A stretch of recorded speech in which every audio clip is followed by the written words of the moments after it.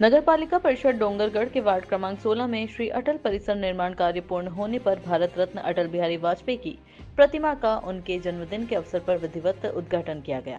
कार्यक्रम में मुख्य अतिथि प्रदेश उपाध्यक्ष रामजी भारती, पूर्व विधायक विनोद खांडेकर, नगरपालिका अध्यक्ष रमन डोंगरे, उपाध्यक्ष उमा महेश्वरी, शहर मंडल अध्यक्ष जसमीत सिंह बन्नो, पूर्व नगरपालिका अध्यक्ष तरुण हथेल सहित अनेक जनप्रतिनिधि व गणमान्य नागरिक उपस्थित रहे। सभी अतिथियों ने अटल बिहारी वाजपेयी की प्रतिमा पर माल्य अर्पण कर उन्हें श्रद्धांजलि अर्पित की। इस अवसर पर वक्ताओं ने अटल बिहारी वाजपेयी के राष्ट्र निर्माण में दिए गए योगदान को याद करते हुए कहा कि वे देश के ऐसे प्रधानमंत्री थे जिन्होंने सुशासन, विकास और भारतीय संस्कृति को नई पहचान दी। अटल जी 3 बार देश के प्रधानमंत्री रहे और अपनी ओजस्वी वाणी, कवित्व और दूरदर्शी नेतृत्व के लिए हमेशा स्मरण किए जाते रहेंगे।